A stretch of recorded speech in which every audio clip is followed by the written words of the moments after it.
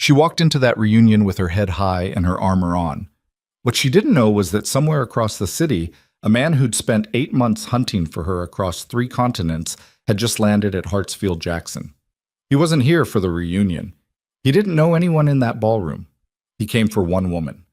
The same woman standing alone under crystal chandeliers right now, being picked apart by people who never deserved to be in the same room as her. Tonight, everything changes. If you're watching this, drop your city in the comments and hit that like button. Follow me all the way to the end.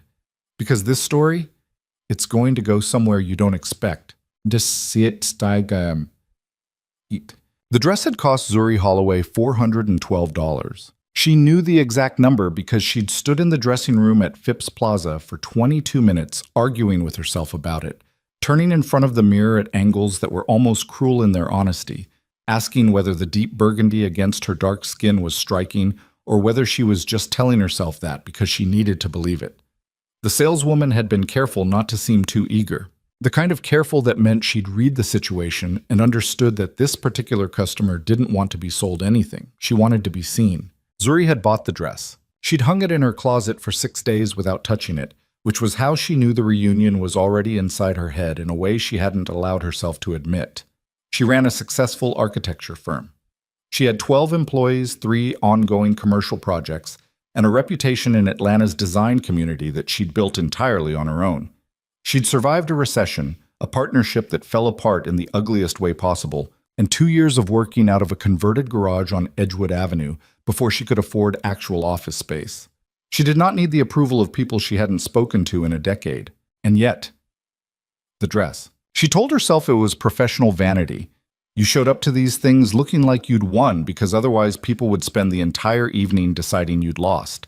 And then you'd spend the next several months hearing about it secondhand through mutual connections who didn't realize they were being unkind when they passed along what so-and-so had said about how Zuri seemed tired, seemed stressed, seemed like maybe the firm wasn't doing as well as she'd been telling people. Atlanta was enormous, and also, somehow, microscopic. People talked. The circles overlapped in ways that still surprised her after 11 years in the city. So the dress was armor. That was what she told herself on the drive over. Radio low, city lights sliding past the windows of her Volvo, the spring air warm enough that she'd cracked the window an inch and could smell the blooming Bradford pears that lined Peachtree Street every April like some fragrant suburban apology for how much the city had changed. The hotel was on Buckhead. Of course it was. The Whitmore Grand because someone on the reunion planning committee, she suspected Marcus Delaney, who had gone into finance and never once let anyone forget it, had decided that the 10-year reunion of the Whitmore University class of 2014 deserved something appropriately symbolic. And what was more symbolic than hosting it at a hotel that shared the school's name and cost $400 a night? She handed her keys to the valet without looking at him, which was not something she was proud of. And she stood for a moment on the marble steps outside the entrance, looking through the tall glass doors at the warm spill of light from the chandeliers inside, watching the shapes of people moving in there, and she felt the familiar tightening in her chest that she'd been feeling since she'd RSVP'd yes 3 weeks ago against every instinct she possessed. She went in. The ballroom was already half full, tables arranged with the kind of careful, casual elegance that meant someone had spent significant money on a party planner. Pale orchids in low glass vases, votives everywhere, the kind of soft string light arrangement that made everyone look like they were being photographed for something aspirational. A DJ was playing something low and unmemorable in the corner. There was an open bar on the far wall with a queue of people who had clearly decided that this evening required chemical assistance, and Zuri understood them completely. She found a glass of champagne at the first passing tray and took it more out of something to do with her hands than any genuine desire for it. And she stood near one of the floral arrangements and let her eyes move across the room doing the inventory she'd promised herself she wouldn't do, looking for the faces she knew, cataloging what 10 years had done to them. Marcus Delaney, who was exactly as pleased with himself as she'd anticipated, standing near the bar in a suit that fit poorly across the shoulders. Candace Whitfield, who had been 2 years ahead of them and had somehow attached herself to the reunion circuit anyway, talking loudly to a group near the entrance. Derek Okonkwo, who had been genuinely kind to her in college and who she'd lost touch with and felt a small warm pulse of something uncomplicated when she spotted him across the room. and then Victoria Ashcroft. Zuri saw her before Victoria saw her, which was the only advantage she'd have for the rest of the evening. Victoria was standing at a table near the center of the room with three other women, all of them impeccably dressed, all of them wearing the particular expression of people who were performing enjoyment rather than experiencing it. In college, Victoria had been the kind of beautiful that was also somehow a threat, not to anyone's safety, but to anyone who needed to believe the world was fair. She came from money that was old enough to be quiet about itself, which was somehow more intimidating than the new kind. She'd been in the same architecture school cohort as Zuri, which had always struck Zuri as an odd choice for someone who seemed designed by the universe to marry well and summer somewhere European. But Victoria had been talented, genuinely talented, which had made disliking her more complicated than it should have been. They'd never been friends, something closer to the opposite. Now Victoria looked up, and their eyes met across the room, and Victoria's expression did the thing it had always done. A micro-calculation, almost invisible, the briefest flicker of assessment before the social performance snapped back into place, and she smiled with her mouth, but not the rest of her face, and turned back to the women at her table. Zuri drank her champagne. She spent the next 40 minutes doing what she'd told herself she was going to do, which was talk to the people she'd actually liked, catch up with Derek, who had gone into sustainable urban design and was working on a project in West Africa that he was genuinely animated about, and she felt herself relax slightly, felt the tight thing in her chest loosen a fraction. She talked to two women she'd been friendly with but never close to, exchanged cards with a man who worked in city planning, and expressed actual interest in some of her firm's commercial work. And she thought, okay, this is fine. You can do this. You're fine. She was not paying attention to Victoria's table. She should have been paying attention to Victoria's table. She was coming back from the bar. Water this time. She'd switched to water because the champagne had been doing something complicated to her emotional state that she didn't trust. When she passed close enough to Victoria's table to hear, without intending to, the particular low-register murmur of a conversation that had been calibrated to carry. Always had that energy, even in school, like she was daring you to say something. Is she married? God, no.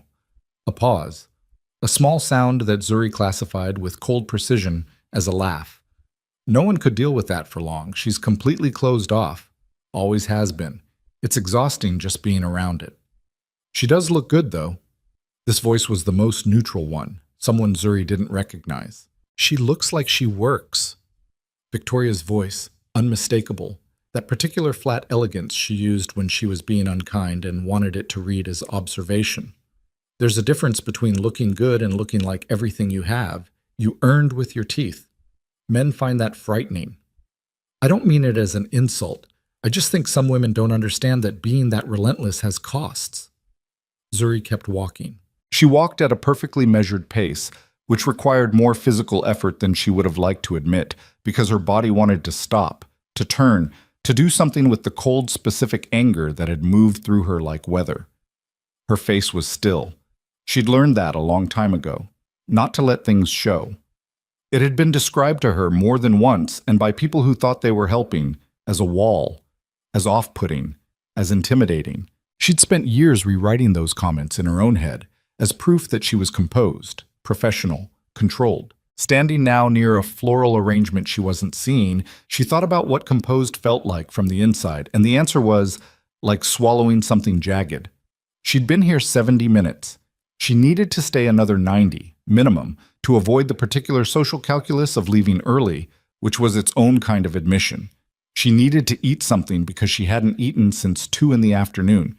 She needed to stop thinking about Victoria Ashcroft's voice. She was constructing a plan for the remaining 90 minutes when she heard a shift in the room. Not a sound, exactly. Or not only a sound, more like a change in pressure. The specific alteration in ambient noise that happens when a significant number of people redirect their attention in the same direction at the same time. Zuri had felt it in presentations, in site walkthroughs, in the moment during a design reveal when a client's body language changed and you understood that something had landed. She turned toward the door because the room had turned toward the door. A man had come in. She registered him in pieces, the way you register a car accident. Not all at once, but in separate details that the brain assembles afterward. He was Korean, tall by any standard, wearing a dark suit that had been made for him by someone who understood architecture the way Zuri understood it.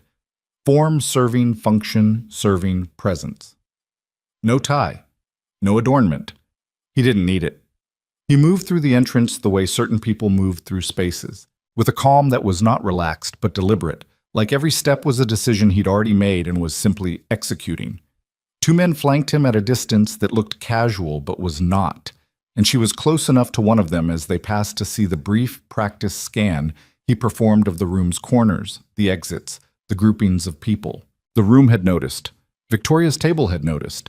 She could see Victoria from this angle, see the repositioning that happened without apparent effort, the way Victoria's chin came up slightly, the way she murmured something to the woman beside her and touched her hair once, quickly, in that specific gesture women made when they were aware of being looked at and wanted to manage it. The man was not looking at Victoria. He was not looking at anyone in the way a person looks when they're surveying a room. He was looking with the specificity of someone who was looking for something particular, and Zuri watched this with detached curiosity because it was slightly strange, the particular intensity of it, the way his eyes moved through the room with something clinical underneath the stillness, and she thought, he's searching for someone. She looked around, trying to identify who he might be looking for. It took her an embarrassingly long moment to understand that the reason she couldn't identify who he was looking for was because his eyes had stopped. On her. He was looking at her, and then he was walking toward her. Zuri Holloway had, in the course of running her own business and navigating the specific social architecture of Atlanta's professional class, developed a fairly reliable sense of the dynamics of any room she entered. She understood power when she saw it. She understood the difference between wealth and influence, between status and authority, between a man who commanded attention because he was handsome and a man who commanded attention because the room understood, on some primal level, that something serious was walking through it. She had never seen this particular man before in her life. He stopped directly in front of her. He was close enough that she had to adjust her chin slightly to maintain eye contact, which she did because she was not about to break eye contact, and she was aware of the perfume of his presence, something clean, restrained, like dark wood and cold air. And she was aware of the absolute perfect silence that had descended on the nearest 15 feet of this very noisy room, and she was aware of her own heartbeat doing something embarrassing inside her chest. He looked at her the way people looked at something they'd been searching for across a very long distance. Then he placed one hand, with a gentleness that was somehow more disorienting than anything else had been, against the small of her back, and he said, low enough that it was almost private, "Baby, there you are." The champagne glass in Zuri's hand was going to shatter if she tightened her grip any further. She did not tighten her grip. She said, keeping her voice exactly level, "I'm sorry. Do I know you?" His expression did not change. It was a face built for not changing. Strong jaw, dark eyes that were doing something she couldn't categorize, something that sat in the territory between gravity and warmth. He did not look like a man who was confused, or who had mistaken her for someone else. He looked like a man who was doing something deliberate. "Yes," he said, "but I'll explain it to you." "That's not how this works," she said. "You don't get to walk up to someone you don't know and put your hand on them and then ask for time to explain." "You're right."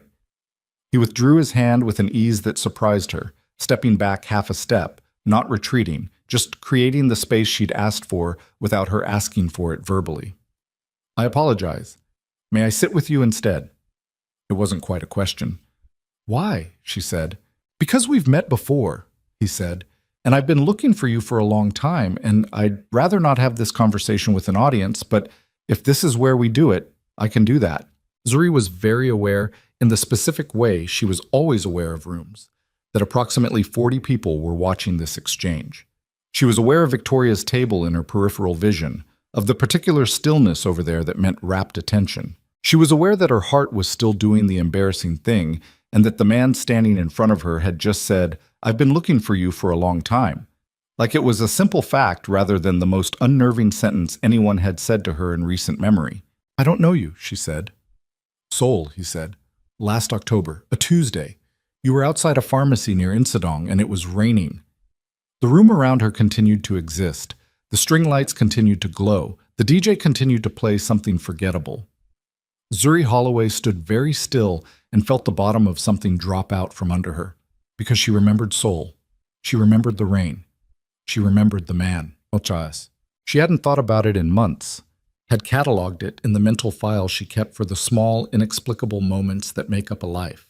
The kind of memory with no narrative payoff, no before and after, just a fragment that sits there glowing slightly in the dark of the mind for reasons that resist explanation. She'd been in Seoul for 6 days, working with a South Korean urban development consultancy that had reached out after seeing a presentation she'd given at an AIA conference in Chicago. The trip had been professional, structured, exhausting in the good way.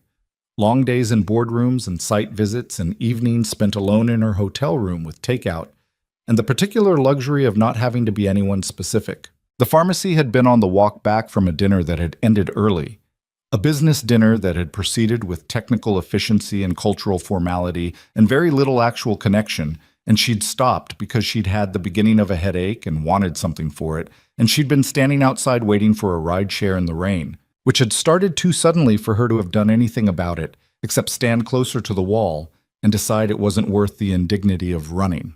The man had been there already, sitting on the step to the side of the pharmacy entrance, under the slight overhang of the awning. Not enough shelter for 2 people, but enough for 1 if you didn't mind the edge of the rain. He was wearing a dark coat and looking at the ground with the specific vacancy of a person who was not seeing the ground, but was somewhere else entirely. He had a small bag from the pharmacy in his hand. He looked, Zuri had thought at the time, like the inside of a very quiet catastrophe. She'd almost definitely intended to walk past because she was in a foreign city and it was raining and she was tired, and the cultural calculus of whether to address a stranger's visible unhappiness in a context where you were already a stranger yourself was genuinely complicated. But she'd stopped, and in the way that she would later be unable to explain to herself, she'd crouched down slightly to meet his eyeline and said, "You okay?" He'd looked up at her. His eyes, she remembered, had been very dark and very tired. "No," he'd said in English, which had surprised her. "Not especially." "Fair enough," she'd said. "I'm going to stand here anyway because my car is 20 minutes out and your awning is the only awning." "It's not my awning." "I know, I'm announcing my presence before I take a piece of it." He'd almost smiled. Not quite. Something that suggested the memory of smiling. She'd taken a position against the wall to his left, and they'd stood there in a quiet that was, against all reasonable expectation, not uncomfortable. Her rideshare had pushed to 35 minutes. She'd had a second umbrella in her bag, the collapsible kind she'd bought at the airport because she'd looked at Seoul's April weather history and made a practical decision, and she'd opened it and held it out without a lot of ceremony and said, "I have a spare if you want it." He'd looked at the umbrella for a long moment like he was deciding something. He'd taken it. They'd talked. Not about anything serious at first. She'd told him she was in Seoul for work, that she was an architect. He'd asked what kind of building she loved to design most, which was a more interesting question than she usually got from strangers. And she'd said, honestly, the kind that people don't notice holding them together until they're not there anymore. Structures that become invisible because they work so well. He'd been quiet after that. Then he'd said something she'd held on to without knowing why. "I think I've been building things the wrong way." She'd asked his name. He'd said, "June." She'd given him her coffee, the last of it from the cup she'd been carrying since the restaurant, because it was cold and she didn't need it anymore, and he looked like he did, and they'd talked for nearly an hour about things she couldn't now entirely reconstruct. She remembered the shape of the conversation more than the content, the texture of it, the strange ease of 2 people with no context or obligation to each other existing for an hour in the same space without performance. Her car had come. She'd stood up, and he'd stood with her, and she'd seen him fully for the first time, taller than she'd registered, holding the umbrella like he was still deciding whether he deserved it. "Feel better?" she'd said. "I'll try," he'd said. She'd gotten in the car. She'd looked back once and he was still standing there under the umbrella she'd given him, watching the car until it turned the corner. She'd thought about that for days after, the image of him standing there in the rain, and then the trip had ended and Atlanta had resumed and the image had moved to the back of the mental archive and stayed there, warm and inexplicable and unreachable. She was looking at him now in a hotel ballroom in Atlanta, and the architecture of that rainy October evening was reassembling itself in her chest with a speed and precision that made it difficult to breathe normally. "June," she said. "Seo Jun-tae," he said. "I should have told you my full name." She searched his face for something dishonest and didn't find it, and that was somehow more frightening than if she had. "What are you doing here?" she said. "I came to find you." He said it the way he'd said everything else, without qualification, without the social softening that people use to make true things more digestible. "I've been trying to reach you for months. I had your contact information from... It took me a while to locate you specifically. I called several times. I sent messages. You didn't answer." "I don't answer numbers I don't recognize." Her voice was steady. She was proud of it. "I get a lot of unsolicited contact." "I know." Something moved in his expression. Not quite amusement, not quite frustration. Something that sat between them. "I eventually decided to come." "You flew to Atlanta." "Yes, because I gave you an umbrella. Because you treated me like a person," he said, when I had forgotten what that felt like. The room was very much still watching. Zuri was aware of it in the way you're aware of being on a stage. The particular amplification of your own self-consciousness that comes from knowing other people are reading you. She was also aware that she was shaking slightly, which was unprecedented and unwelcome, and she decided that she needed to sit down before her knees made the decision for her. She gestured toward the nearest empty table. "Sit." He sat. She sat across from him and put her hands flat on the table and looked at him with the same expression she used when a contractor gave her a number that was trying to obscure something. "Who are you?" she said. "The real version, not June from the pharmacy step." He held her gaze. "That was also the real version." "You have men at the door." "Yes. This hotel has been on edge since you walked in. I've watched 4 separate people take out their phones since you sat down. You travel with security." "Yes." "So who are you?" He was quiet for a moment. Not the quiet of reluctance, but the quiet of choosing the accurate words over the easy ones. "My name is Seo Jun-tae. My family runs several businesses. I have interests in hospitality, shipping, logistics, and other areas." He paused. "Some of those areas are not the kind that get discussed in annual reports." Zuri had been born in Atlanta and raised by a mother who had worked for 30 years in criminal defense. She understood what not discussed in annual reports meant. She understood it with the specific fluency of someone who had grown up learning to read what people didn't say. "How criminal," she said. "Significantly," he said. No flinching, no performance. Just the word, dropped clean and unadorned into the space between them. She absorbed this. She said, "And you flew to Atlanta to find the woman who gave you an umbrella. And coffee, and an hour of conversation, and the only genuine human interaction I'd had in months. Why were you alone on that step?" she said. "Why weren't you surrounded by—" She gestured slightly toward the 2 men near the entrance who were doing a very convincing impression of people who weren't watching, all of that. Something changed in his face. The briefest tightening, the specific physical signature of a wound that hadn't finished healing. "I'd just been told that my closest lieutenant had been working against me for 3 years. Building a case to take my organization from me. Using the access I'd given him, the trust He'd been my closest friend before that, since we were 18. He stopped. "My security removed me from the immediate situation. They put me in a car. I asked the driver to pull over, and I went to the pharmacy because I needed something for the headache, and I needed 15 minutes where no one was looking at me like they were calculating what I was worth to them." He said all of it with the same controlled flatness he said everything, like he was reporting from a distance on something that had happened to another person. She recognized the technique. "And then some American woman came and took part of your awning," Zuri said. "And then you came," he said. "And you asked if I was okay. And you told me about invisible structures, and you gave me your coffee, and you didn't want anything from me, and I hadn't had that in so long that I couldn't find the name for it until you were already gone. The string lights overhead made everything warm. The DJ was playing something, she didn't know what. The room was still watching. Across the ballroom, she could see Victoria at her table, no longer performing enjoyment, just watching with the naked assessment of someone whose map of the world was being redrawn against her will. Zuri Holloway had come here tonight convinced that she was fine, that she didn't need anything, that the opinions of these people had no reach over her, She had come here wearing $412 of armor. She looked at the man across from her, who had crossed 11 time zones for an umbrella and an hour of conversation. She said, with more precision than the question perhaps required, "What do you want from me?" He looked at her for a long moment, not performing consideration, actually taking the question seriously enough to hold it before answering. "I want," he said, "to start from the beginning, whatever that means to you. I'm not asking for anything except the chance to let you know who I am, the full version." A pause. "And perhaps to be in the same city as someone who once found me sitting on a step in the rain and decided, for no reason that benefited her, to stay."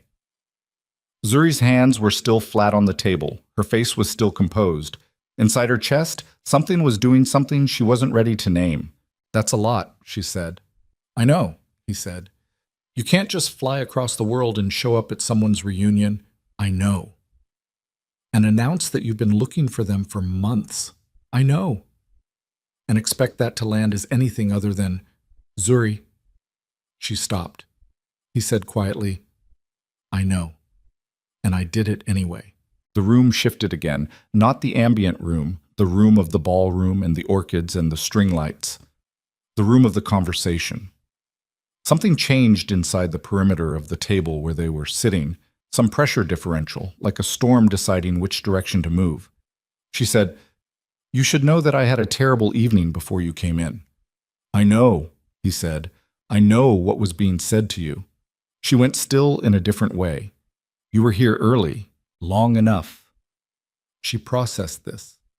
The thought of this man, this particular person who had spent 8 months looking for her, who had flown from wherever he'd been to Atlanta, who had stood somewhere in this ballroom before she'd seen him, standing within earshot of Victoria's conversation. Hearing those words, knowing what they'd said about no man wanting a woman like that, and then walking through the room to find her anyway. She said, "You heard all of it?" "Yes." "And you still walked over?" He looked at her with those dark, tired, intensely serious eyes. "Zuri," he said, "I crossed the world to get here." She was going to say something else. She had a response already forming, something measured and sensible and appropriately skeptical, because she was a measured and sensible woman, and she had not survived everything she'd survived by abandoning those qualities for a man who knew how to sit very still and say things with conviction. She was going to say it, and then Victoria appeared at their table. She came from the left, and she came with the kind of social confidence that doesn't recognize the possibility of its own unwelcomeness, wearing a smile that had been calibrated over a lifetime to land as warmth while delivering something else entirely. She looked at Juntae with that specific expression of beautiful women who have always understood their beauty as a resource, and she said, "I'm so sorry to interrupt. I'm Victoria Ashcroft. I don't think we've been introduced." She extended her hand to him. She did not look at Zuri. Juntae looked at Victoria's extended hand for 1 beat, 2 beats, long enough that the room noticed the pause, long enough that Victoria's smile became something she had to hold in place rather than something that was simply there. He looked back at Zuri.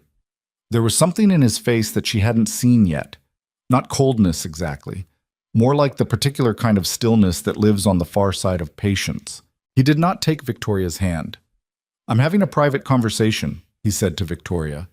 His voice had not changed in volume or pitch, but something in it had shifted in a way that made the ambient noise in the nearest radius of the room drop by several degrees. Victoria's smile recalibrated. A fraction of a second, visible only if you were watching for it, and Zuri was watching for it. "Of course, I apologize. I just wanted to say—" "I heard what you wanted to say," Juntae said. "Earlier this evening, I heard all of it."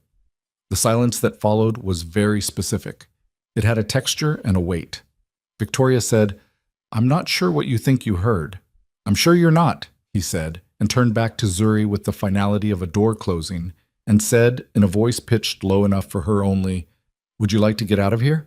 Zuri looked at Victoria, who was standing at the edge of their table with nowhere to go and the entire watching room behind her. Then she looked at Seo Juntae, who had flown across the world for an umbrella and an hour of conversation, and was now asking her if she wanted to leave a reunion that had tried its best to make her feel like nothing. She picked up her clutch from the table. She stood. She said to no one in particular, but to everyone listening, "I think I'm done here. They walked through the ballroom together, and the room parted for them the way rooms parted for people who were not asking permission. And Zuri did not look at Victoria, and she did not look at Marcus Delaney or Candace Whitfield or any of the faces she'd spent all evening navigating. She walked with her chin level and her spine straight and her armor on, but something underneath the armor had shifted in the last 40 minutes, had rearranged itself without her consent, and she wasn't sure yet whether that was dangerous. Outside, the Atlanta air was warm and smelled of Bradford pears and car exhaust and spring. 2 black vehicles sat at the curb. The door to the first one was already open. Juntae stood beside the door and looked at her. Zuri stood on the marble steps and looked back at him. Behind the glass doors of the hotel, she could see the shapes of people watching from the ballroom. She said, "I need you to understand that I don't know you.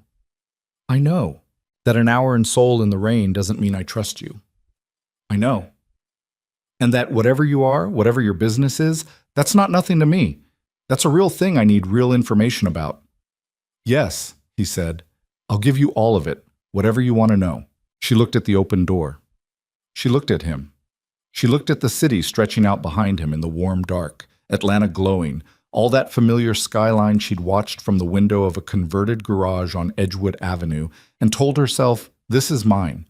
I'm building something here." "Where are we going?" she said. He said a name, a restaurant she recognized, a place in Inman Park, small, private, the kind of place where you could have a conversation without an audience. He said it with the matter-of-factness of a man who had already done more research than one conversation justified, and under different circumstances she might have found that alarming, and in some part of herself she still did. She stepped off the marble stairs. She moved toward the car, and she was reaching for the door frame when her phone buzzed with a message notification, and she glanced at it reflexively, the way you do when your hands are already moving, and she saw the name on the screen, a name she hadn't expected to see tonight, a name attached to a history she'd closed a door on 2 years ago. And the message below it, "We need to talk, not here. It's about him. I know who he is. You need to know what you're walking into." She looked up. Juntae was watching her. Not the phone, not the screen, just her face, reading it with the attention of a man who understood that something had just happened. "Problem?" he said. Zuri looked at the message. She looked at him. She put the phone in her clutch and said, "Let's go," and got in the car. The car moved through Atlanta's spring night, and Zuri sat with her clutch in her lap and her hands folded on top of it, and her phone inside it, and the message inside the phone, and the name attached to the message, like a hook that had gone in clean and was now sitting in something important. She didn't take the phone back out. Juntae sat across from her. The car was large enough that they faced each other rather than sitting side by side, which she was grateful for because it meant she didn't have to manage peripheral awareness of him on top of everything else. He was looking out the window at the city moving past, or he appeared to be, and she had the strong instinct that he was actually watching her reflection in the glass. One of his men was in the front passenger seat, the driver she couldn't read from this angle. No one was speaking. She said, "Who betrayed you?" He turned from the window. "In Seoul," she said. "The person you mentioned.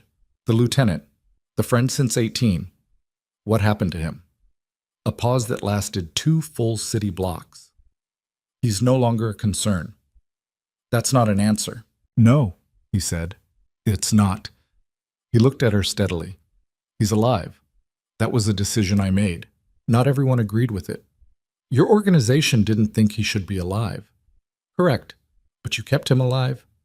"I sent him away, with enough to live on and enough warning to understand what would happen if he surfaced again." He said it without inflection, without the performance of either mercy or threat. "He had a daughter, 8 years old. I knew her since she was born." Zuri absorbed this. "So, you're not entirely without—" she started. "Don't," he said quietly. "Don't decide what that means about me. It means exactly what it is. One decision about one specific person. My organization runs on consequences. I didn't invent that, and I don't apologize for it. I wasn't going to say you were a good person. What were you going to say? That you're a complicated one." She held his gaze. "Which I already knew. You told me that yourself, in the parking lot equivalent of full disclosure, which I appreciate, But appreciating honesty isn't the same as being comfortable with what you are honest about. I know. So why tell me? Because you asked, he said, and because I'm not interested in starting whatever this is on a foundation I built out of omission. The car slowed. Outside, Inman Park materialized in the familiar way it always did at night. The old craftsman houses set back from the sidewalk. The particular warmth of it, the way this neighborhood had always felt to Zuri like Atlanta before Atlanta got too loud.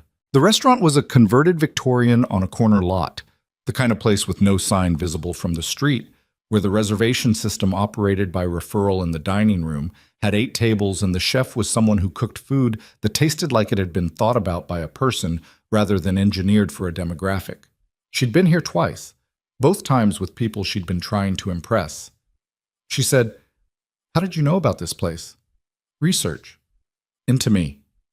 "Yes." She sat with that. "How much?" "Enough to find you, your firm, your work, your professional presence. Not," he paused, precise about it, "not your private life. I wasn't interested in your personal history from a database. I wanted that from you." There's something deeply strange about that distinction. I know. The door was opened from outside. One of his men, she realized, had exited the car ahead of them and positioned himself at the restaurant entrance with the efficiency of someone who had done this 1,000 times. Juntae got out first and offered his hand, and she looked at it for a moment before taking it. Just a moment, just long enough to be clear that she was making a choice rather than an automatic response.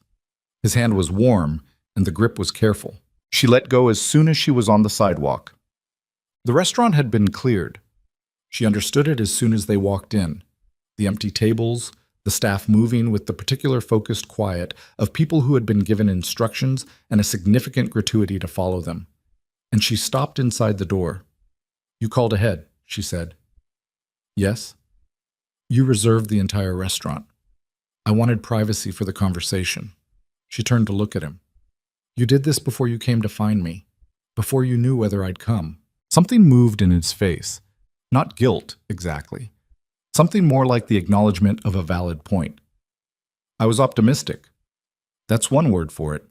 She looked around at the empty room, 8 tables dressed and lit, a fire in the small fireplace at the far wall, the smell of whatever the kitchen was preparing, something rich and warm. What if I'd said no? "Then I would have eaten alone," he said, "and found another way to talk to you tomorrow." "You assumed there would be a tomorrow." "I hoped."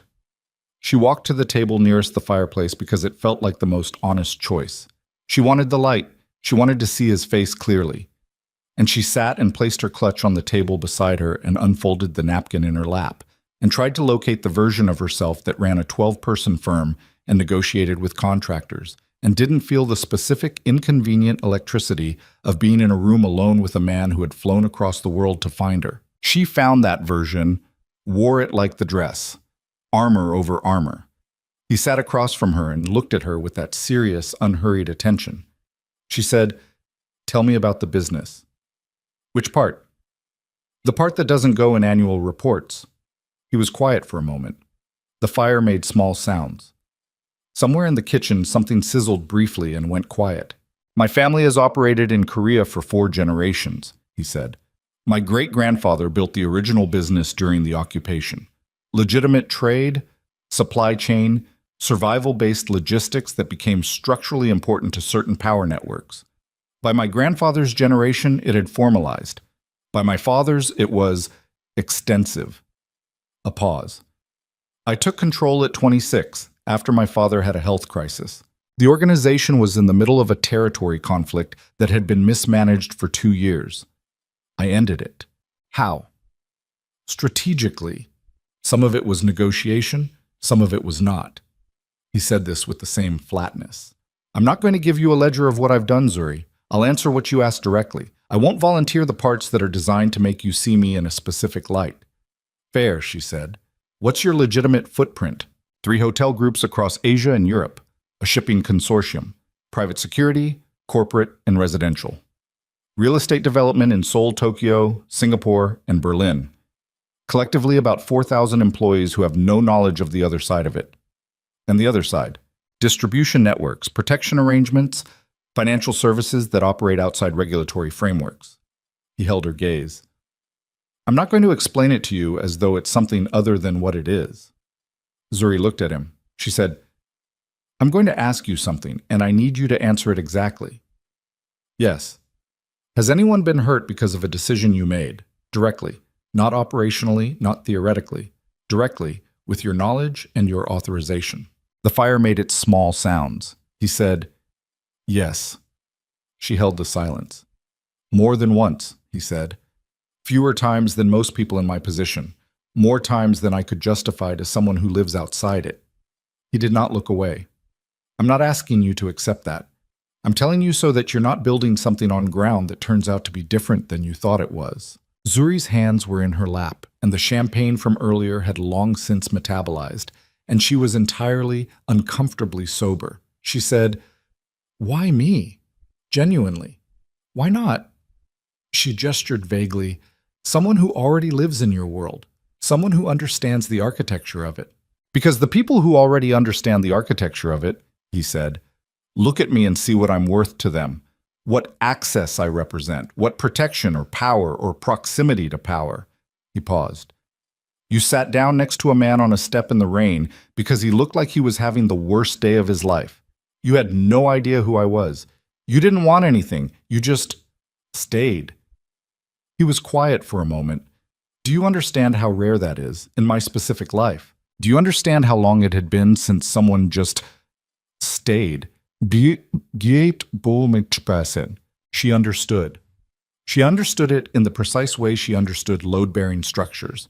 Not because she'd been told to, but because she could see it, could trace the weight distribution, could see exactly where the pressure was going. She said, I need you to understand something about me. Tell me. I've spent 12 years building something on my own. I started with nothing that was given to me, and I built everything I have by being correct more often than I was wrong, and by working harder than the room, and by not needing things that needed to be asked for. She paused. I don't have a complicated relationship with being alone. I don't need rescuing. I'm not looking for someone to make the room pay attention to me, which is what tonight looked like from the outside, and which is not, she stopped, which is not what I want this to be. What do you want it to be? She sat with the question. The honest answer was sitting right there, visible and inconvenient, and she was 48 hours from having an architecture competition brief due and 3 days from a site walkthrough in Midtown that required her full cognitive capacity. And this man across from her was the kind of complexity that consumed cognitive capacity the way a renovation project consumed contingency budget. I don't know yet, she said. That's honest? I'm always honest, she said. It's not a virtue. It's just what I have time for. Something in his face shifted. Not the gravity that seemed structural, permanent, like it had been built in a long time ago, but something adjacent to warmth, something she'd seen once on the pharmacy step when he'd almost smiled and decided against it. He said, the woman at the reunion, Victoria. Zuri's jaw tightened by a small degree. What about her? What is she to you? Nothing. A classmate. Someone who made college less comfortable than it needed to be and who apparently hasn't changed. She matters to you, he said. Not accusatory. Observational. She doesn't. You tensed when I said her name. I tense at a lot of things. It's not an endorsement of their significance. He looked at her for a moment. The things she said tonight, about no man wanting a woman like you, don't. He stopped. Don't, she said again, not with heat, but with something more final. I don't need you to address that. I heard it. I've heard versions of it for years. I don't need a powerful man to swoop in and rebut it on my behalf, because that would mean giving it more weight than it deserves, and it doesn't deserve my weight, let alone yours. A pause. Understood, he said. Good. They ate. A server appeared from somewhere and placed food in front of them with quiet efficiency and disappeared again, and they ate and talked about things that were smaller and more navigable. She told him about the firm, about a mixed-use development in Castleberry Hills she was particularly invested in, about the frustration of getting city approval on anything that deviated from the conservative visual language that Atlanta's permitting offices seemed to believe was architecture. He listened with the attention of someone who was actually interested, asking questions that demonstrated he'd retained what she'd said, rather than just waiting for his turn. He told her about Seoul, about a hotel project in Berlin that had gone sideways because of a zoning issue he'd been managing for 2 years, about a property in Singapore that he'd designed with a specific architect whose name she recognized and whose work she admired. And she caught herself leaning slightly forward without intending to. It was only when the plates had been cleared and the restaurant had grown quieter around them that she remembered the message. She took out her phone. She looked at it. The name was Derek Okonkwo. Derek, who had been genuinely kind to her in college. Derek, who she'd talked to for 20 warm minutes tonight about his West Africa project before everything had changed. Derek, who had no apparent reason to know anything about Seo Juntae, except that he was standing in that ballroom when Juntae walked in, and she'd watched Derek's face change in a way she'd registered but not categorized at the time. Had filed it under general shock before the larger shock of being recognized had overtaken everything. She looked at the message again. We need to talk. Not here. It's about him. I know who he is. You need to know what you're walking into. She put the phone face down on the table. She said, Do you know a man named Derek Okonkwo? The change was instantaneous and absolute. Not dramatic. He didn't move, didn't stiffen, didn't do any of the physical things that would have been legible from a distance. It was something more internal, some fundamental shift in the quality of his stillness, and she'd been watching him carefully enough all evening to read it. He said, Why? One word. The flatness had changed, something underneath it. He was at the reunion tonight, she said. He's someone I know from college. He sent me a message about an hour ago. She watched his face. He says he knows who you are. Juntae was quiet. June. She used the name deliberately, the name from the step, the name without the full architecture of who he was attached to it. Do you know him? He said, What did the message say? Exactly. That I need to know what I'm walking into. Something moved in his jaw. Minimal, controlled, the kind of muscle movement that happened when a person was constraining a larger response down to something manageable. He said, Derek Okonkwo worked for 2 years as a logistics consultant for a subsidiary of one of my European shipping companies. He was removed from that position 14 months ago. Why? A pause. Because we discovered he was passing information about our shipping routes to a competitor organization, a rival network operating out of Busan in Los Angeles. He held her gaze. He was not harmed. He was dismissed. He understood the terms. And one of the terms was that he would have no further contact with anyone connected to my operations. His voice was level. Zuri, his being at that reunion tonight was not a coincidence. That specific reunion, your specific reunion. She sat very still. He knew I was looking for you, Juntae said. He knew before I found you, which means the people he works for, the people he was passing information to, knew about my search before tonight. He paused. I need to know what the full message says. She looked at him. She picked up the phone and turned it around so he could read the screen. His eyes moved across the text once, twice. His expression didn't change. He set the phone down and didn't give it back immediately, and she watched him do a calculation she couldn't follow, something running behind his eyes that was faster and colder than conversation. Then he slid the phone back to her side of the table. He said, We need to leave. Now? Yes. What's the rival network I mentioned? His voice was still controlled, but something in it had changed pitch, moved lower and quieter and more final. They've been trying to locate a specific piece of documentation that my organization holds, evidence of their financial operation that, if it surfaces in the right places, ends them. They've known for months that I've been distracted, searching for something personal. He stood. Me being here, in Atlanta, in public, visible. It's the first time in 8 months I've been somewhere they could place me with certainty. Zuri stood because he was standing and because the room had changed around her in a way that her body understood before her mind did. You think they sent Derek to... I think Derek Okonkwo was in that ballroom for a reason that had nothing to do with your class reunion. He reached into his jacket and said something quietly to the man who had materialized, apparently from nowhere, at the edge of the dining room. Then he looked at her. I am sorry. I am sorry that I brought this to your door. I need you to come with me now, and I need to make some calls, and I need to get you somewhere that isn't visible. I'm not going to an undisclosed location because Zuri. His voice was not loud. It was the opposite of loud. It had the specific quality of a very heavy door closing on a very tight seal. I'm asking you to trust me for the next 45 minutes. I know I haven't earned that yet. I know exactly what I'm asking. He looked at her with the full weight of those dark, serious eyes. I need you to trust me anyway. Outside on the quiet Inman Park street, something moved. She didn't see it. She felt it, felt the subtle shift in the men near the door, the way one of them put a hand to his ear, the way the other one moved from the entrance to the window in a single smooth step that was nothing like casual. Her phone buzzed in her hand. Another message from Derek. He found you. They know. Do not get in his car. Call me. You don't know what happened in Berlin. She looked up at Juntae. He was watching her face, reading it. He said, "What does it say?" She looked at the message. She looked at him. She looked at the man at the window who was looking at the street with an expression that had no casual in it anywhere. She said, "What happened in Berlin?" And the way the light left his face when she said it was the most frightening thing she'd seen all night. The silence after she said it lasted exactly 4 seconds.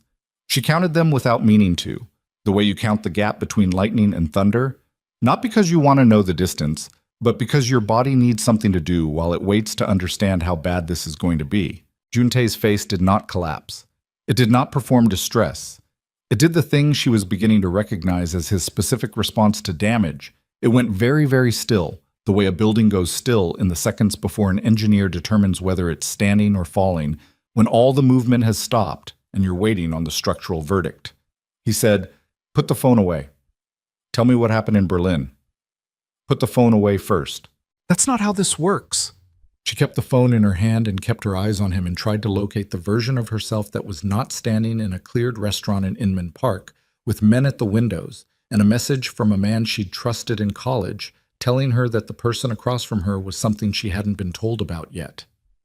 "You said no omission. You said you weren't going to build this on ground that was different than I thought. So tell me what happened in Berlin." He looked at her for one more second. Then he turned to the man nearest the door and said something in Korean, clipped 3 or 4 words. And the man nodded and moved, and Zuri heard the front door open and close behind her. They were alone. He sat back down, not because he was relaxed. The tension in him was architectural, load-bearing. It wasn't going anywhere, but because he was making a deliberate choice to reduce the physical disparity, to come down to her level, to do this without the advantage of height and standing. She sat too, because her knees wanted her to. He said, "The Berlin project, the hotel development I mentioned, there was a man attached to it, a structural engineer I'd worked with for 6 years. His name was Henrik Maher. He was the one who introduced me to the rival network, though I didn't know that at the time. He was feeding them information about our European operations, the same way Okonkwo was feeding them shipping data." He paused. "When we discovered it 18 months ago, I was in Berlin. I went to speak to him directly. And the conversation did not end well." She said, "Define that." "He drew a weapon. The situation escalated. He did not survive it. The fire had burned lower. Zuri was aware of it in the peripheral way she was aware of everything right now. The room, the windows, the sound of the city outside, the weight of her phone in her hand. She said, "You killed him." My security responded to an immediate threat. I was present when it happened. He held her gaze without apology and without performance. "That is what happened in Berlin." She set the phone on the table. She looked at the grain of the tablecloth. White linen, slightly irregular, handmade probably. The kind of detail she'd normally notice with professional appreciation. She stared at it and let her mind do what it needed to do with the information she'd just been given, which was to run it through every framework she had for what a person did with a fact like that, a fact about someone sitting 3 feet away from her. She said, "Derek knew about this. Okonkwo's handlers knew, which means he knew or was told enough to use it. And he's using it to warn me off." "He's using it," Juntae said carefully, "to destabilize you, to make you afraid of me. Not because he's protecting you, Zuri. Because if you run from me tonight, I leave Atlanta alone, and I'm easier to track when I'm—" Her phone screen lit up. An incoming call. "Derek." She stared at it. Juntae said, "Don't eat." She picked it up. She answered it. She said, "Derek." His voice came through tight and low, like he was in a small space or trying not to be overheard. "Zuri, thank God. Are you still with him?" "Tell me what you know," she said. "I don't have a lot of time." "Listen to me. Seo Juntae is not what he told you he is. The legitimate businesses are real, but they're a shell. The actual revenue comes from supply chain interference, from extortion frameworks across 3 continents. A man died in Berlin because he tried to leave his orbit. His own people have disappeared when they stopped being useful." A pause, the sound of movement on his end, something like footsteps on a hard floor. "I worked for a subsidiary of his operation for 2 years. I saw the documentation. I know what the network looks like from inside. You need to get out of wherever you are right now." She looked at Juntae. He was watching her face with the focus of someone reading a text he couldn't hear. She said into the phone, "Where are you?" "Hotel around the corner from the Whitmore, room 412. Come alone. Don't tell him where—" "Derek," she kept her voice flat. "You told me not to get in his car. I'm already not in his car. I'm in a restaurant. Why are you calling from inside a hotel room at 11 at night on the night of a class reunion if this was just about warning me?" Silence on the line. Brief. Maybe 2 seconds. But she'd been doing this long enough, running a business, reading rooms, reading people, to know what 2 seconds of unexpected silence meant. It meant the script had moved off the expected track and someone was recalibrating. "I was worried," Derek said. "You were at the reunion," she said. "I saw you. You had a whole conversation with me about your project in West Africa. You seemed fine. Happy, even. And then a powerful man walked in and you sent me a message and now you're in a hotel room." She paused. "That's a very specific set of coincidences, Derek." Another pause, shorter this time. The sound of breathing. Then, "Zuri, I'm trying to help you." "I know you are," she said. "I just don't know who asked you to." She ended the call. She put the phone face down on the table and pressed the heel of her hand against it like she was holding something down, and she looked at Juntae and said, "He's in a hotel room. Around the corner. He wants me to come alone." Juntae said nothing. "That's a trap," she said. "Isn't it?" "Yes. He was placed at the reunion. He made contact with me before you arrived. Built the friendly history back up, so I'd trust the message."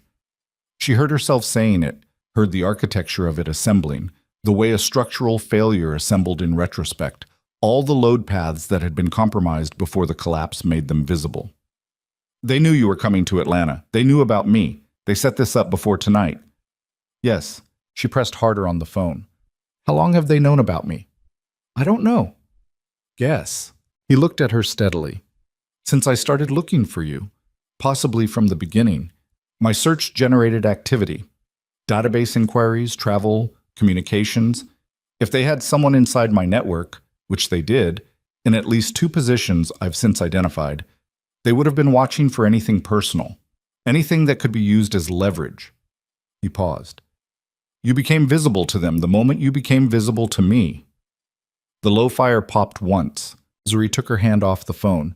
She said, "So this was never just a reunion and a man who remembered me from Seoul. From the moment you started looking, I was already in the middle of something." "Yes," he said, "and I'm sorry. I made that decision without being able to consult you, and I would make it again because finding you was... I would make it again. But I'm sorry for what it's cost you without your knowledge." She stood. She walked to the window, not the one his man had been watching, but the one on the side wall, the one that looked out onto the adjacent street, and she looked at the dark and the quiet and the trees and tried to think with the clarity she used when a project was going wrong on site. Not panicking, not catastrophizing, just identifying the actual load-bearing problem and working from there. She said to the window, "What do they want tonight? Specifically, what's the play?" She heard him stand. He came to stand near her, not beside her, a few feet back, giving her the space she hadn't asked for, but that he'd apparently learned, in the past 3 hours, that she needed when she was thinking. "They want me isolated, out of my network, in an unfamiliar city, with a personal distraction and a reason to be careless." A pause. "There's a server, A physical drive containing the financial documentation I mentioned. It's been in a secure location in Seoul for 2 years. 2 days ago, it was moved. I was told it was moved to a secondary location for security. I authorized the move. His voice was controlled, but something underneath it had shifted, had tightened towards something she recognized as the specific sound a person made when they'd begun to understand the shape of how they'd been fooled. I got a communication 4 hours ago before I arrived at the reunion from my head of operations in Seoul. She told me the drive arrived safely at the secondary location.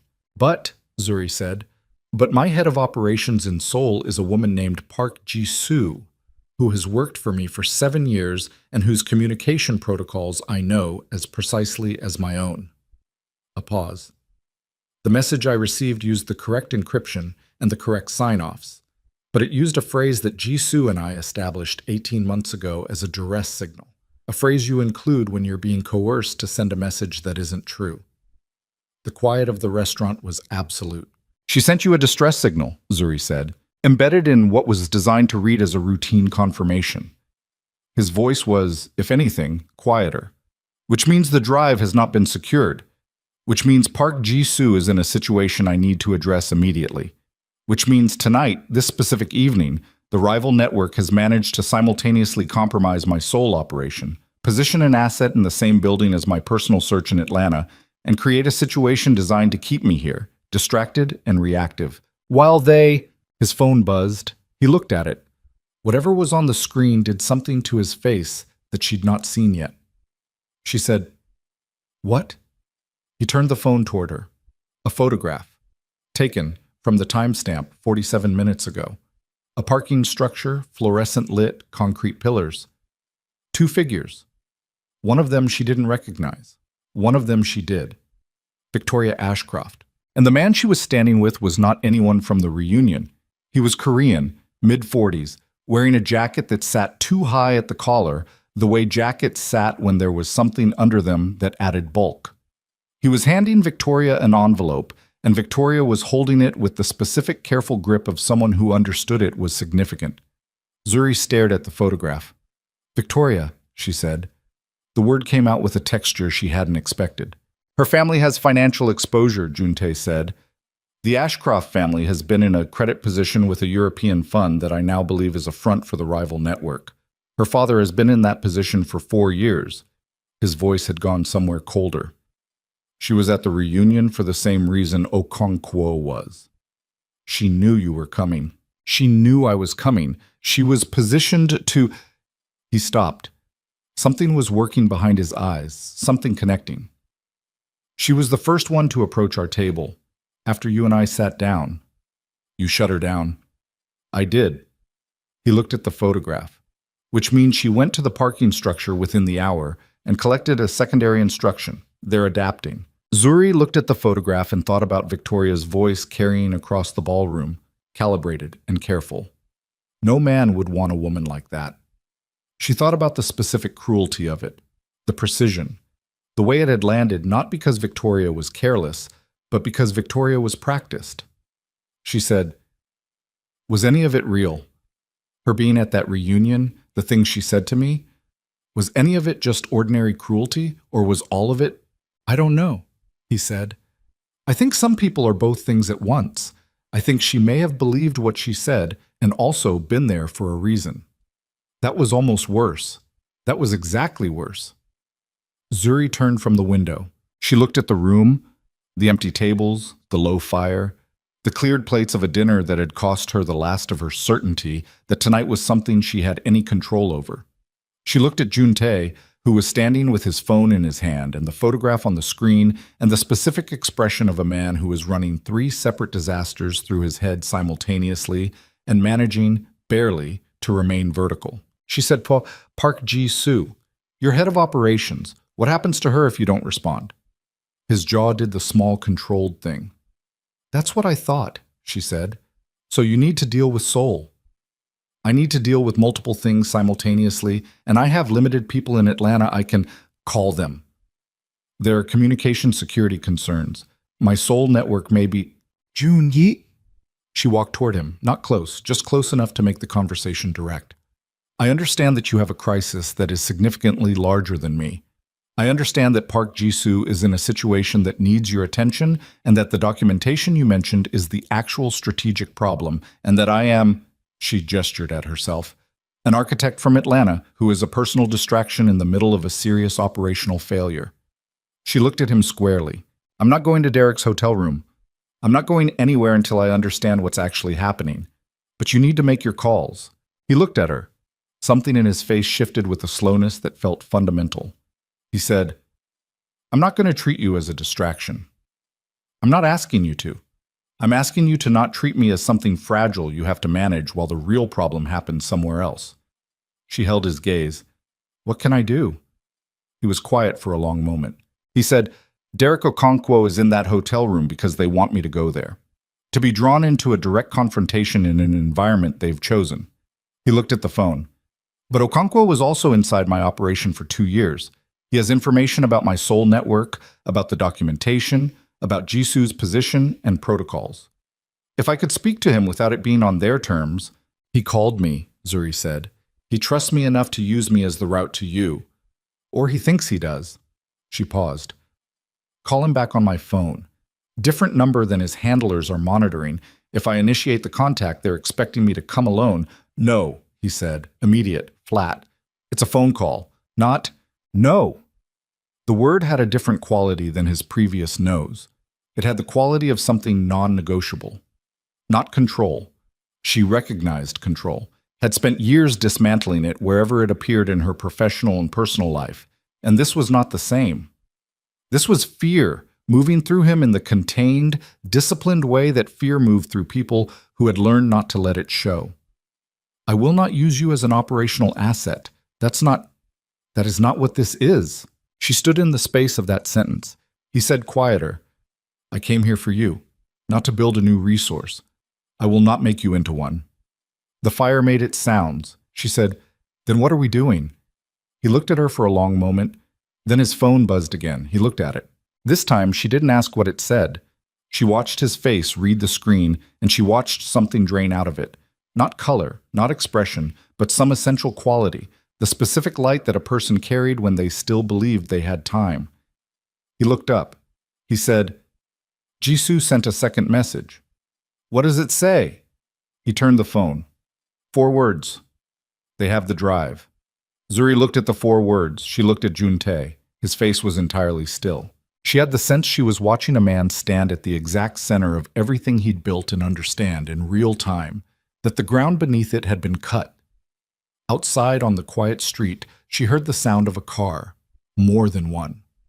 Juntae turned toward the window with the unhurried precision of a man moving from decision into action, and he said without looking at her, in the voice that was quieter than anything else had been all night, Zuri, I need you to do exactly what I say for the next 60 seconds.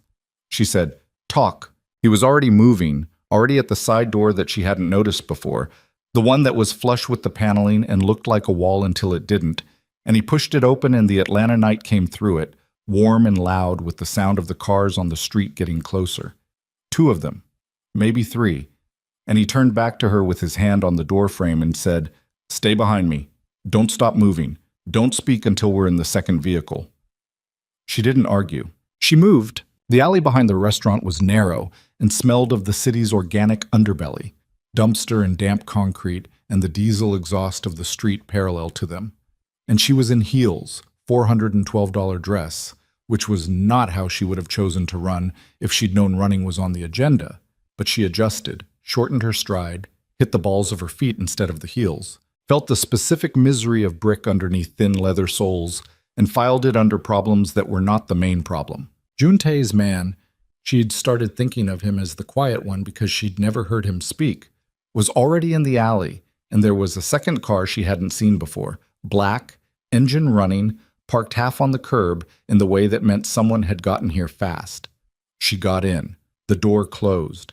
The car moved before she'd fully processed sitting down, and she grabbed the handle above the window and looked through the rear glass at the street behind them, at the 2 vehicles that had pulled up to the front of the restaurant, at the figures getting out of them. 4, 5, she couldn't be precise, moving toward the entrance. Who are they? She said. The network's retrieval team. Juntae was on his phone, speaking Korean. short sentences, the tone of someone giving instructions under compression. He listened, said something else, listened again, then lowered the phone and looked at her. They have Jisoo. They have the drive. They're here to leverage both. The drive to destroy my network's legal exposure, Jisoo to keep me from responding until it's done. Where is she? Seoul, a location my contact is trying to identify. Your contact in Seoul, someone outside my primary network, someone the rival organization doesn't know about. He looked out the window, the city moving past, Inman Park giving way to the industrial edge of Reynoldstown. I have maybe 90 minutes before the drive is accessed and the documentation is either destroyed or sold. If they sell it, it goes to parties who will use it to dismantle everything I've built in Europe and expose operations that would, he stopped, that would harm people who have nothing to do with the organizational side. Staff, families of staff. So you need the drive back. I need Jisoo back. The drive is secondary. She heard it in his voice, the specific frequency of a person who had already decided what they were willing to lose and was working from that decision forward. She said, "Where are we going?" "The Whitmore Grand." She turned. "The Reunion Hotel?" "Derek Okonkwo is in room 412, he said. "He has information about the Seoul location. He was the logistics coordinator for European operations. He would have handled the routing documentation for the secondary location the drive was moved to. He knows where Jisoo is being held, even if he doesn't know he knows." He looked at her. "And he will talk to you in a way he won't talk to me." She held the door handle and felt the city moving under the car and thought about what he was asking. "You said you wouldn't make me an operational asset," she said. "I know what I said. That was 20 minutes ago." "I know." His voice was tight. Not with dishonesty, with the specific tightness of a man who was watching his principles collide with his reality at high speed. "I'm asking, not directing. If you say no, I find another way." She looked at him for a long moment. She said, "What's the play?" Something shifted in his face, relief and something more complicated moving beneath it. "You call him. Tell him you got away from me. Tell him you're coming up alone. Get him talking about the Seoul operation. He'll want to establish his credibility with you. He'll want to prove he was right about me. People talk when they're proving a point." He paused. "I'll be in the hallway." "That's thin," she said. "Yes." "If he's working for people who just sent a retrieval team to a restaurant in Inman Park, there may be someone else in that room." "Yes." "And your plan for that is?" "Me, in the hallway." She looked at him. She said, "I need better shoes." The Whitmore Grand was still lit up and still running, the reunion technically ongoing on the ballroom level, which meant the lobby was active enough that 3 people moving through it with purpose didn't register as unusual.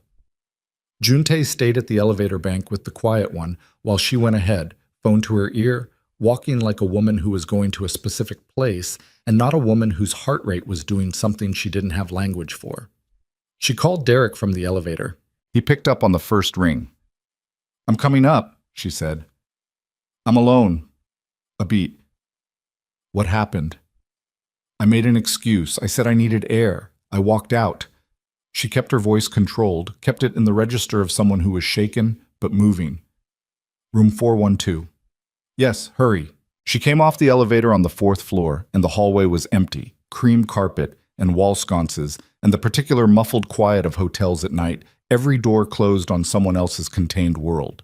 She counted room numbers without appearing to count them, past 406, 408, 410, and stopped at 412 with her hand raised to knock and felt, in the half-second before her knuckles connected with the door, the specific physical reality of what she was doing. She knocked. The door opened. Derek Okonkwo looked worse than he had at the reunion. The warmth she'd registered earlier in the evening was still there, but underneath it was something frayed, something that had been under pressure for longer than tonight. He was in his shirt sleeves, jacket discarded, and he had the particular appearance of a man who had been sitting in a room with a bad decision for several hours and was starting to understand its dimensions. He looked past her into the hallway.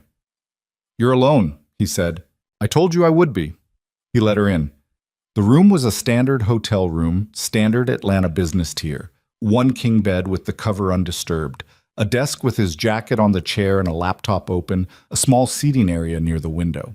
She noted the positions of things: the window, the bathroom door, the only exit at her back, the way she noted structural elements on a site visit automatically without making it visible. One person. Just Derek. She let her breath settle by a single degree. She sat in the chair near the window without being invited.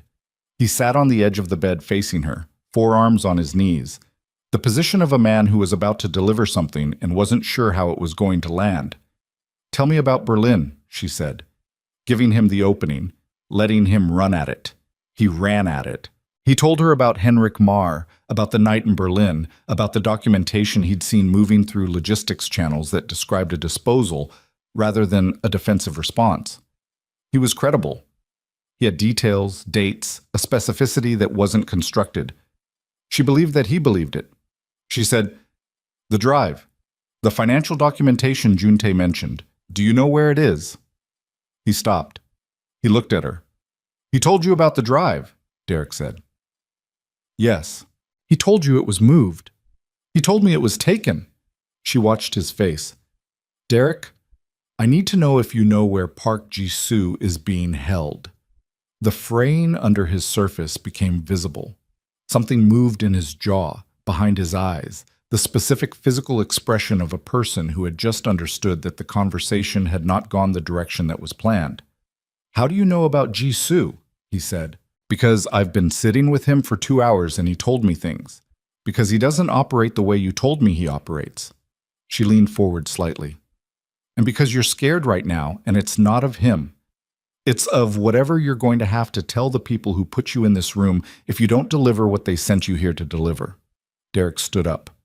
He walked to the window and put his back to her, and she watched his shoulders and the tension moving through them and waited. He said, "I didn't know they were going to take her. But you knew about the drive move." A long pause. "I provided the routing information for the secondary location. They told me it was for... They said it was an extraction operation. Secure the evidence, neutralize his leverage over the network." His voice had gone rough. "They didn't say anything about taking his people." "Where is she, Derek?" He turned. His face had the quality of someone who had just discovered the thing they'd agreed to was several sizes larger than the box they'd been handed. "A warehouse facility. Domdong District, Seoul. My contact gave me the address as confirmation of delivery. I wasn't supposed to need it, but I kept it because..." He stopped. "Because I'm not entirely..." He stopped again. "Because you're not entirely sure about the people you're working for," she said. He looked at her. She said quietly, "Give me the address, Derek." The door came open. Not her door.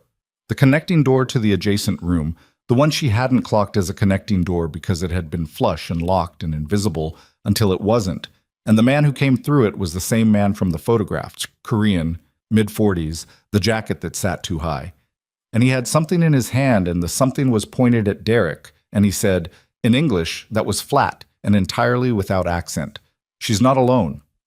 Derek went white. Zuri did not move. The man looked at her. "Phone on the bed." She put her phone on the bed.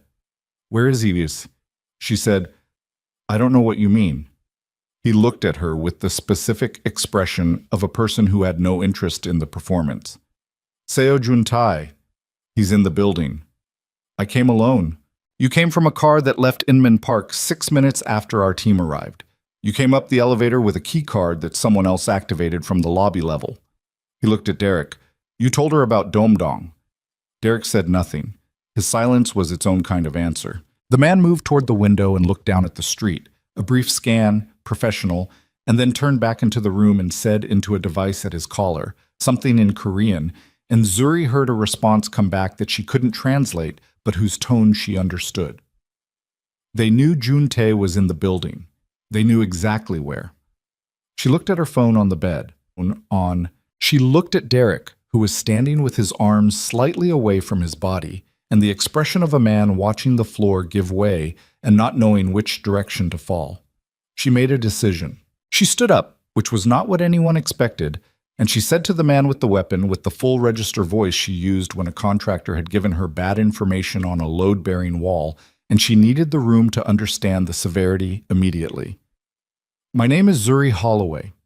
I run a 12-person architectural firm in Atlanta. I don't work for Seo Jun-tae. I'm not an operative, and I'm not a combatant, and whatever this is, I'm not part of it. The man looked at her with the flat assessment of someone cataloging information. She kept going. But I am the reason he's in Atlanta. I'm the reason he's in this building. And I'm telling you that if you move against him in this hotel, in this city, you create an international incident in a jurisdiction where neither of you has operational cover, and the documentation you just took becomes the least of your problems, because the Atlanta PD and 3 federal agencies will be in this building before your cars reach the highway. She said it like she knew it for a fact. She didn't know it for a fact. The man was quiet. She said, "The address in Seoul, Domdong. Let her go. Take the drive and go. End this tonight without—" The phone on the bed buzzed. All 3 of them looked at it. The screen was face up, and the notification was visible. A message. From a number with a Seoul area code. 4 words, the same as before but different. "Jisoo is out. Move." Zuri looked at the screen. The man looked at the screen. And then the door behind her, so the main door, the one to the hallway, came open. Not loudly, not with force, with the specific quiet of someone who had been waiting on the other side of it for exactly the right moment, listening through it for the moment when the room's attention was divided, and Seo Jun-tae came through it with the quiet one a step behind him, and the 2 of them moved into the room with the economy of people who had done this before, and the man with the weapon turned, and Jun-tae said, in a voice that had no heat in it anywhere, "It's over." The man looked at him, looked at Zuri, looked at Derek, who had pressed himself against the far wall with the expression of someone who had fully processed the magnitude of his miscalculation, looked back at Jun-tae. "The drive," the man said. "Is already gone," Jun-tae said. "My contact in Seoul moved it 40 minutes ago. What your people took was a copy, constructed for exactly this scenario." He paused. "Jisoo is out. The facility in Doamdong is compromised. Your network's Seoul operation is being documented in real time." His eyes did not move from the man's face.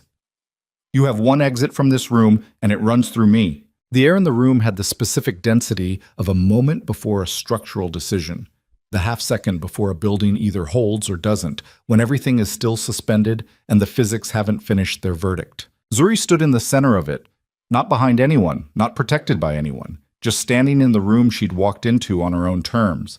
And she felt her heartbeat in her throat, and her hands were entirely steady.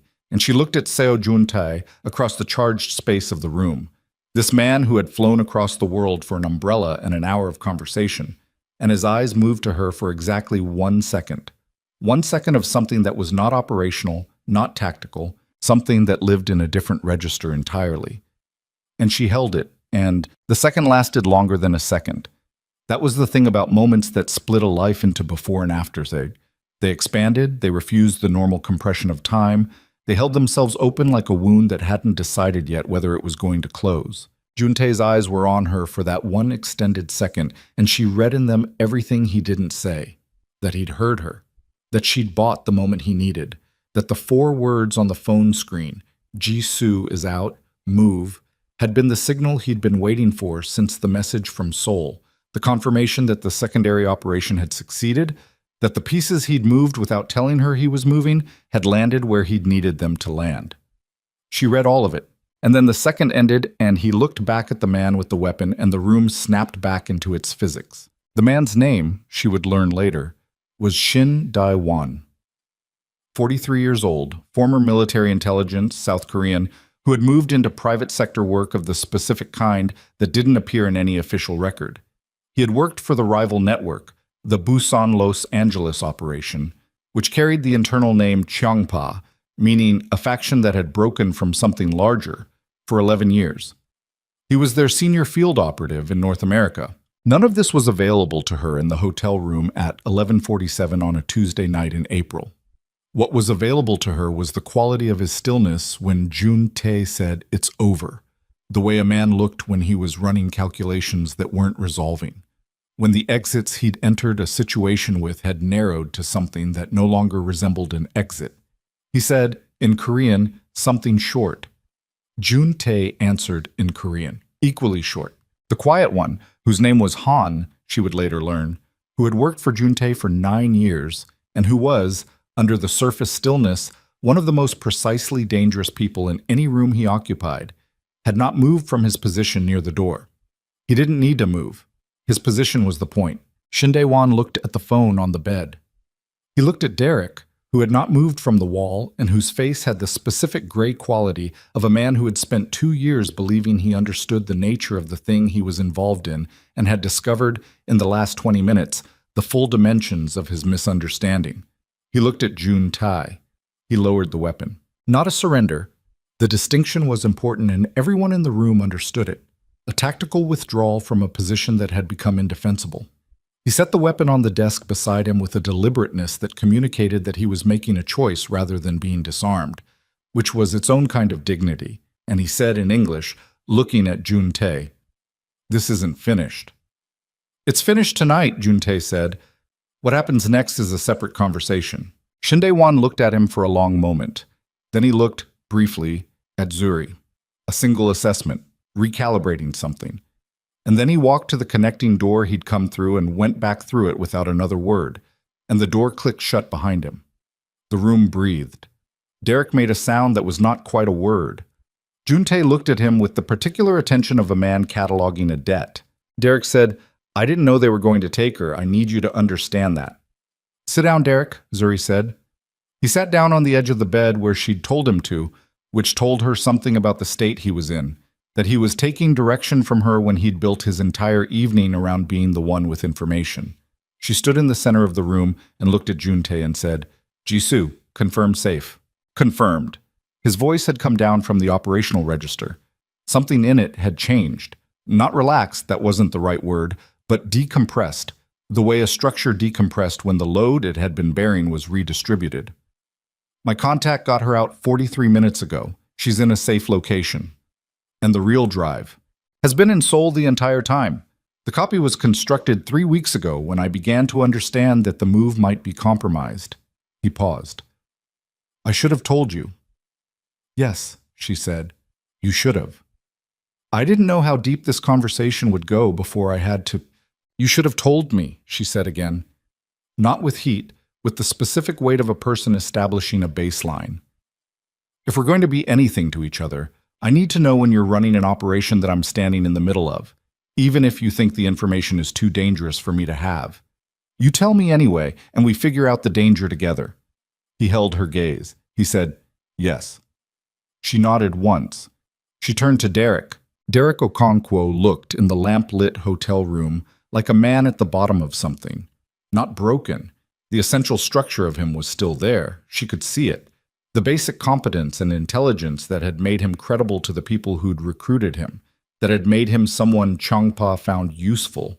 But the scaffolding that had held the decision-making together, the story he'd told himself about what he was doing and why and what kind of person that made him, had come down in pieces over the last hour, and he was sitting in the debris of it. She sat across from him. Not because she felt warmth toward him right now, but because she understood that what happened in the next 10 minutes would determine what happened to him, and she was not, underneath the anger she felt, and she did feel it, specific and cold, for the way he'd used their history as a tool. She was not someone who abandoned people at the bottom of things if there was another option. She said, "Tell me why." He looked at her hands, her face, then at the middle distance somewhere between them. "Money," he said. "To start. I was in a bad position financially. The consulting work wasn't. I'd made decisions that were hard to walk back. They offered a contract that looked legitimate on the surface, routing coordination for a European logistics firm. I didn't ask enough questions." He stopped. "And then I was in. And the questions I hadn't asked became the questions I couldn't ask, because asking them would have meant admitting what I'd walked into. And then they found out you were at the same university as the woman Seo Jun-tae was looking for." He nodded. "Once." "And they offered you something to come tonight." He nodded again. "What?" A long pause. "Clearance. My file. Cleared. The evidence of what I'd done for them. Destroyed. A clean exit." He looked up. "I've been trying to get out for 14 months. Every time I thought I was close, they found another way to keep me in. Tonight was supposed to be the last thing. She sat with this. She said, "Is there anything you have on them? Documentation, records, anything that would give Juntae what he needs to close this down?" Derek looked past her at Juntae, who had not moved, who was standing near the door with the specific stillness that she now understood was not coldness, but discipline. The exercise of a will that had been trained over decades to hold itself in check when the instinct was something else. Derek opened the laptop on the desk. He typed for a moment. He turned the screen toward Juntae. "Routing records for the last 18 months, he said. "The actual records, not the sanitized versions. Transfer documentation for 16 operations. Financial trails for the Busan side and the LA side." He paused. "I kept copies. I know how that sounds. I kept them because I knew eventually I'd need something to trade." Juntae came forward and looked at the screen. He looked at it for a long time. He said to Han in Korean something that sounded like an instruction. Han moved to the desk and produced a device, small and unremarkable, and began the transfer. Juntae looked at Derek. He said, "This clears your involvement if it holds up." Derek exhaled. It was not a happy sound. It was the sound of a man releasing something he'd been carrying for too long, which is not the same thing as relief, which has a warmth to it. This was more like setting down a weight in the dark and not yet knowing whether your hands still worked. "I'm going to need you to stay available," Juntae said.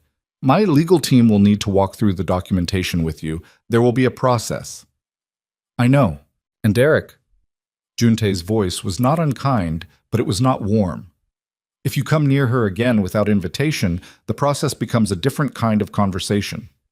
Derek looked at Zuri. She said nothing. He nodded. They left the hotel at 12:23 in the morning. The reunion had ended. The ballroom was being cleared by the catering staff, the string lights still glowing over empty tables, orchids wilting in their low vases. The votives guttered down to nothing.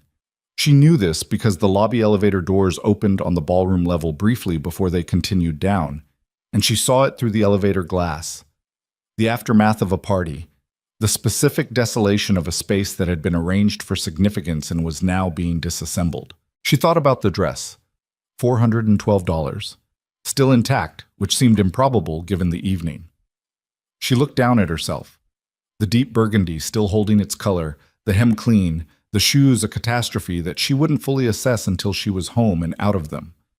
She looked at her reflection in the elevator glass and thought, "You walked in here to survive a reunion, and now it is the smallest thing that happened to you tonight." The lobby was quiet.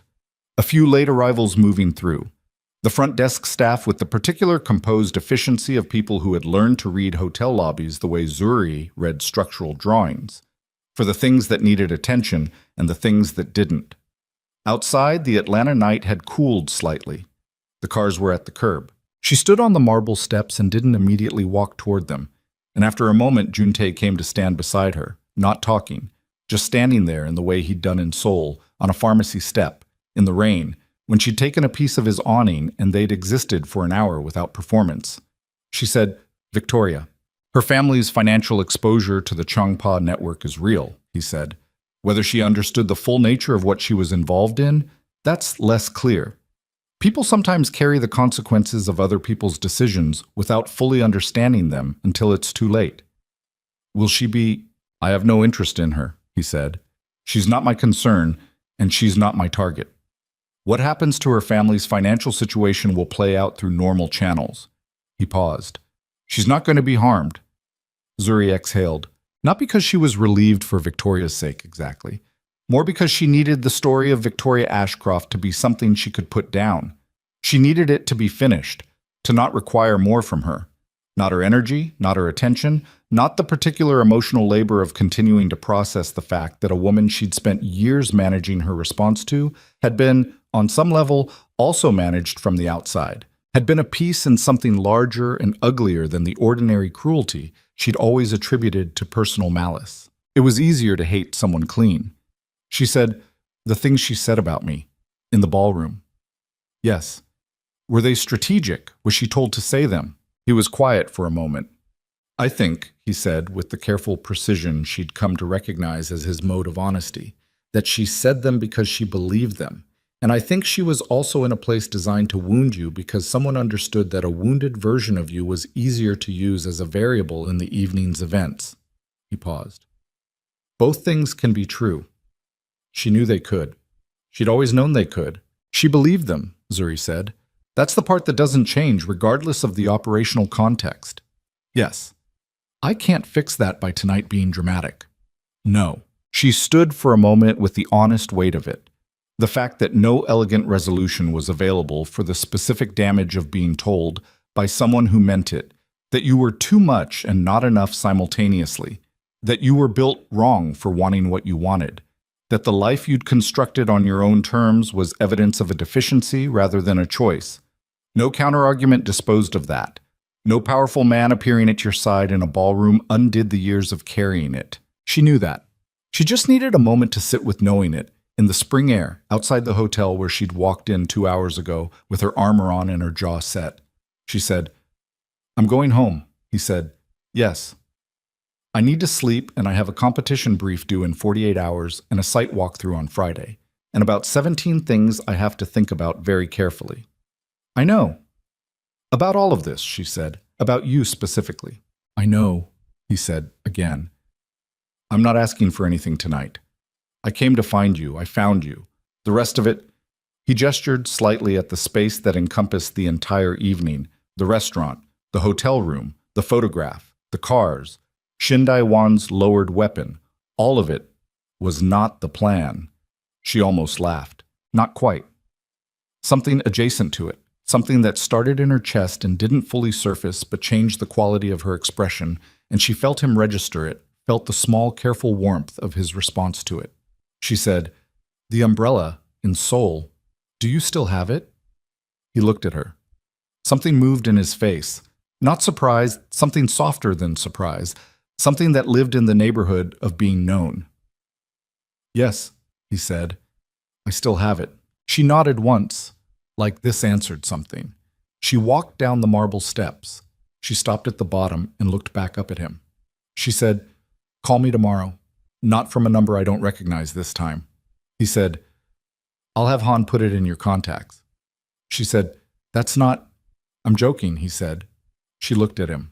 He was not, technically, smiling, but the corners of his mouth had done something that, on a different face, would have been a smile, and it changed him in a way that made him look briefly like the man on the pharmacy step, the man before the gravity had resettled into its usual positions, the man who had said, "I'll try," to someone who asked if he was okay. She turned and walked to the first car, and the driver had the door open, and she got in, and she didn't look back because she was not, tonight, a woman who looked back.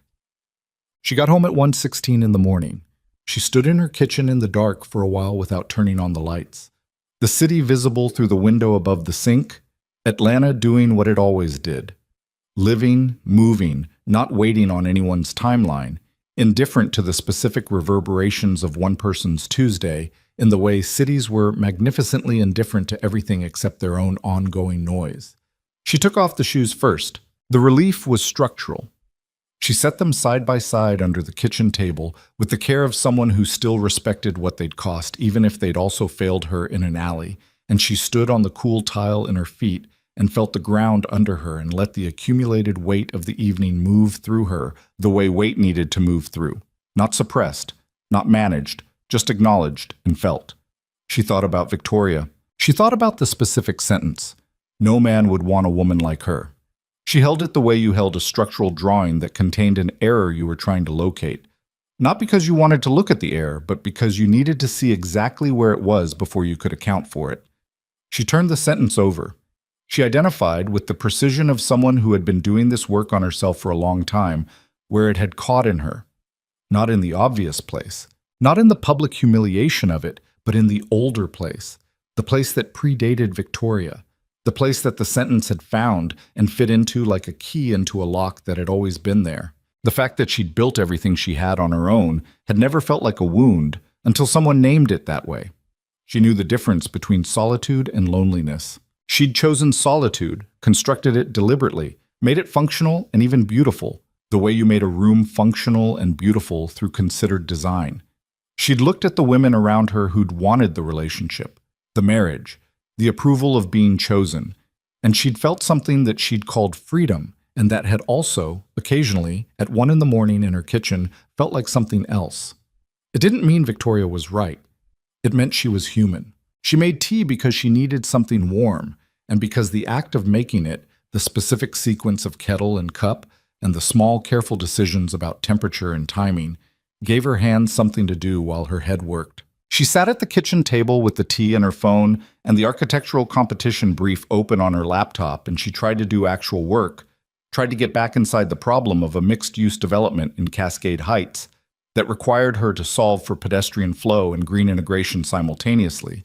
And she managed about 40 minutes of it, which was not nothing. Before the work blurred and she sat back and accepted that she was not going to solve this particular problem at 1:58 in the morning, she thought about Seoul. She thought about the specific texture of that evening, the rain, the cold, the tired stranger on the step, the way he'd held the umbrella she'd given him like he was deciding whether he was worth the protection. She thought about how she'd gotten in the car and looked back once through the rear window at the man still standing there, and how she'd carried that image for months in the unexamined part of her mind, the part where things went when they didn't have a category yet. She thought about what he'd said at the restaurant. "You treated me like a person when I had forgotten what that felt like." She thought about what it cost to build the kind of life that produced a sentence like that. What kind of years, what kind of decisions, what kind of accumulation of being looked at through the specific lens of what you controlled and what you were worth and what you could provide and what you could take. She thought about that, and she thought about the way he'd held her gaze in the hotel room when Shin Dae-won had the weapon, and she'd been standing in the center of the room, making an argument about jurisdiction and federal agencies with her heart rate doing something she couldn't name, and the 1 second of his eyes on her had carried everything that couldn't be said in a room with an armed man in it. She went to bed at 2:30. She did not sleep for a while, which she'd expected. She lay in the dark and let the evening play and replay in the edited way the mind played events back, not sequentially but selectively, hitting the moments with the most unresolved charge, the moments that still needed something from her. Eventually, the editing became slower, became less urgent, became the beginning of sleep. She slept. He called at 9:14 the next morning. She was on her second coffee and already 2 hours into the competition brief, which was going better than she'd expected, given everything. The problem having apparently loosened something in her overnight so that the pedestrian flow solution she'd been fighting came clear in the early morning light with a cleanness that felt like reward for the previous day's difficulty. She let it ring twice, looking at the number, unfamiliar, Seoul area code, and then answered it. "You said not from a number you didn't recognize," he said. "I gave Han the instruction. It went wrong somewhere." She almost smiled. "Where are you?" "Still Atlanta, the Whitmore Grand." A pause. "Different floor." "How's Jisoo?" "Shaken. Physically unharmed. She's in Seoul. She's with people I trust." His voice had something in it that was not quite relief. Relief's more serious sibling, the version that knew how close the alternative had been and hadn't finished processing the distance between them. "She wants to send you a message. She doesn't know me. She knows what you did in that hotel room, what you said to Shin to hold his attention." He paused. "She says bulgul. It means, roughly, someone who doesn't bend." Zuri sat with that. She said, "Tell her I said thank you." She heard him write it down. The small domestic specificity of that, him writing something down, a man with 4,000 employees and a criminal network and a briefcase's worth of complexity, writing down a message from one woman to another, grounded something. She said, "The documentation, Cheongpa's financial records, what happens with them?" "My legal team begins the process today. The European regulatory authorities will receive the appropriate material through the appropriate channels. It will take months. It will be complicated, and some of it will be ugly. And there are people in my organization who are going to be exposed by what Derek provided." He was quiet for a moment. "Including some people I trusted. That's the part that's going to take the longest," she said. "Not legally." "Yes." She looked at the competition brief on her screen, the clean lines of the Cascade Heights elevation, the pedestrian walkways she'd finally solved, the green integration that made the building feel like it was growing from the neighborhood rather than imposed on it. She thought about structures that became invisible because they worked so well. What she'd said to a stranger in the rain. What he'd said back, "I think I've been building things the wrong way." She said, "How long are you in Atlanta?" A pause. "How long would you like me to be in Atlanta?" She looked at the screen. She looked at the window. She looked at the city in the morning light. Bradford pears white and extravagant along the street. Spring insisting on itself the way spring always did, indifferent to anything that had happened the night before. She said, "I have a site walkthrough on Friday in Midtown. An hour, maybe 90 minutes. If you want to see what I actually do." "Yes," he said. She blinked. "I hadn't finished the sentence." "I know," he said. "The answer is still yes." She sat with that. She said, "I'm going to need you to understand some things about how I operate, in general, not just professionally. Tell me." "I don't rearrange myself for other people. I've done that before and it costs something I can't afford to keep paying. What I have, what I've built, my work, and my firm, and this city, and the life I've made here, those aren't things I'm willing to diminish because someone else's life is larger, or louder, or more complicated." She paused. "You can be in my life if you can be in my life. Not the version of my life that makes room for yours at its own expense. The actual version." A silence, long enough that she understood he was holding the words rather than rushing past them. He said, "In Seoul, when you asked if I was okay, you said it before you knew anything about me, before you knew whether it was worth your time, before you had any information about what kind of person you were sitting next to." "Yes, I want to learn how to do that," he said. "What you did on that step, the way you were in that restaurant, in that hotel room, the way you made decisions I was too close to the situation to make. I have been surrounded for so long by people who calculate everything, who approach every interaction with an inventory of what it's worth that I've forgotten." He stopped. "I'm not looking for someone to rearrange themselves. I'm looking for exactly the version you're describing, the actual one." She heard him breathing. She heard soul in the background somewhere. Traffic, a voice, the small ambient sound of a city going about its life. She said, "Friday, 10 in the morning, wear shoes you can walk a construction site in." He said, "I'll buy some." She said, "Not Italian leather, actual work boots." He said, "I don't own work boots." She said, "Then today's an adventure." She heard it then, the actual smile, the one she'd been watching form and retreat across his face all evening, present now in the quality of his voice, in the small particular shift of it.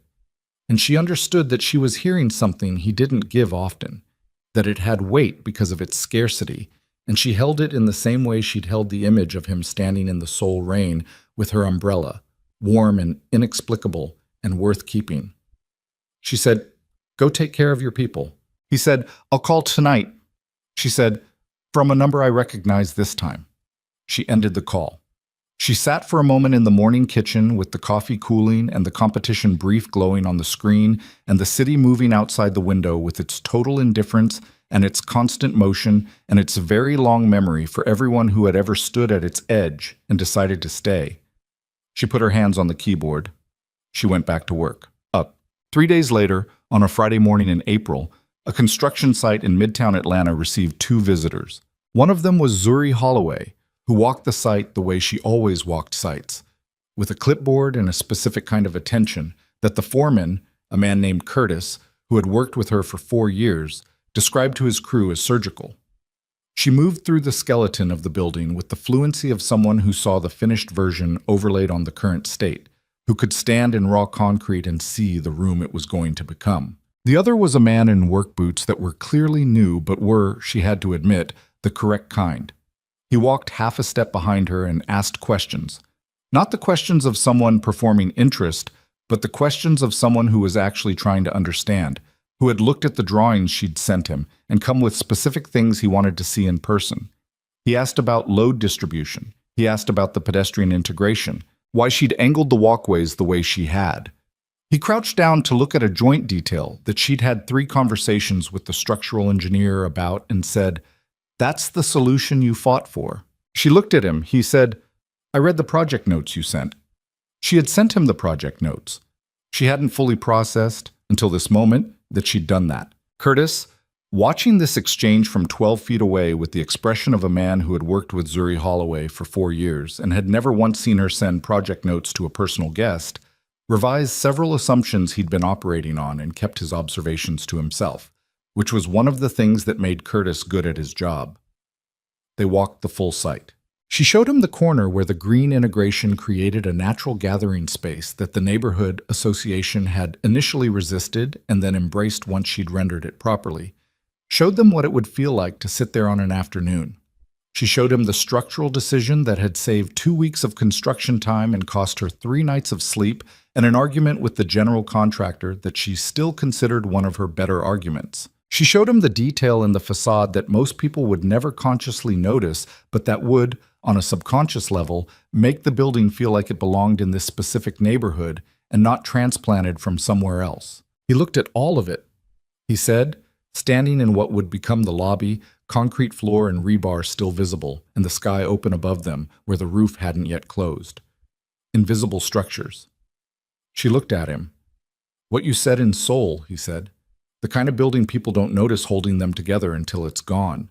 She stood in the roofless lobby and felt the April sky above her and the concrete under her feet, and the very specific sensation of a person who had said a true thing about themselves to a stranger in the rain and had the stranger hold it for 8 months and give it back to her in a building she'd made.